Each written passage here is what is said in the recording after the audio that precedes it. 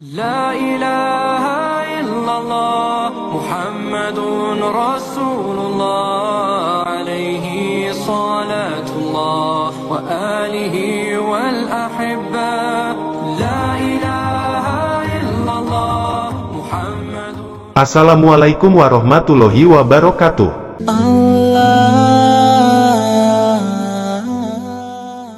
Bangsa bermata sipit dan tanda akhir zaman.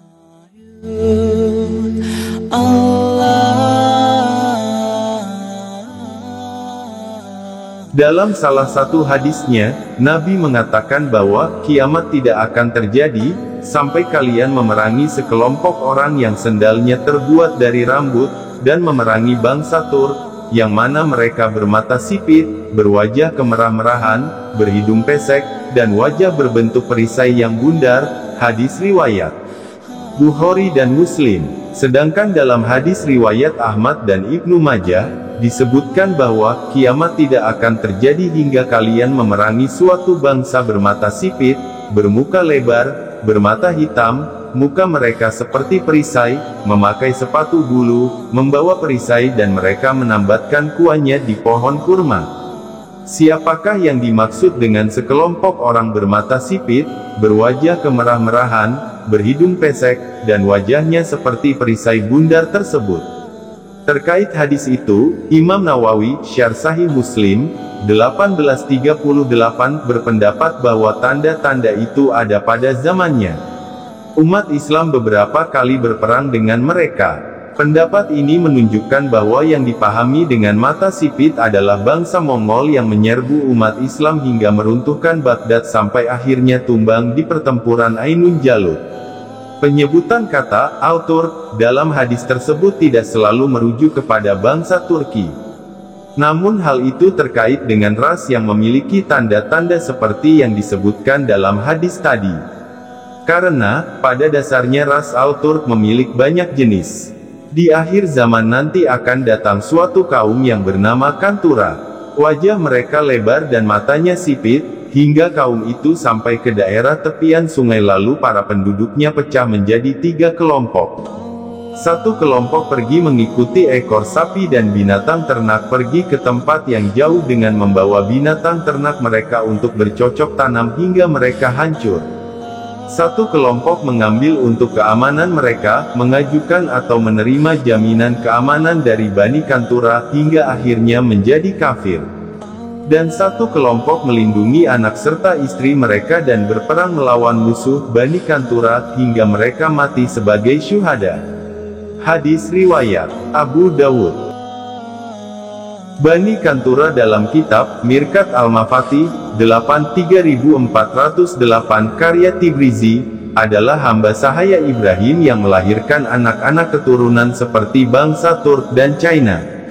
Selain itu, beliau menduga bahwa yang diprediksi dalam hadits tersebut adalah perang yang terjadi pada masa sekarang antara bangsa Turk dan Muslim.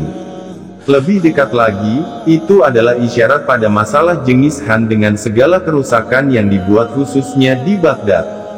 Di hadis lain, tanda-tanda itu juga merupakan ciri-ciri dari Yajuj dan Majuj. Dalam hadis riwayat Ahmad disebutkan, sesungguhnya kalian senantiasa akan berperang dengan musuh hingga kedatang Yajuj dan Majuj, wajahnya bundar, bermata sipit, jambul rambutnya berwarna putih, mereka turun dari tempat yang tinggi, wajah mereka seperti perisai yang di tempat tebal dan keras. Dalam buku Al-Mawsu'ah fi Al-Fitan wa Al-Malahim wa Ashrati Al-Sa'ah 2006/801, Dr. Muhammad Ahmad Al-Mubayyad memberi komentar bahwa hadis itu menjelaskan beberapa ciri Yajuj dan Majuj yang sesuai dengan ciri-ciri bangsa Mongolia, Tatar dan Turk yang terdapat dalam banyak hadis Nabi. Hadis hanya cocok pada penghuni pegunungan di Manchuria, Mongolia, tepu Siberia dan Asia Tengah. Apa semua ciri itu ada kaitannya dengan bangsa China?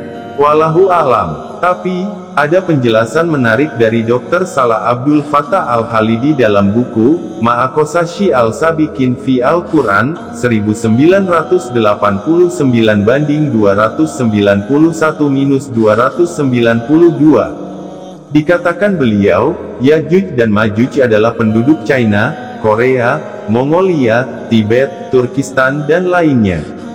China saja, katanya, sudah terhitung sebagai bahaya yang langsung bagi masa depan Eropa, Amerika dan Arab dari segi jumlahnya.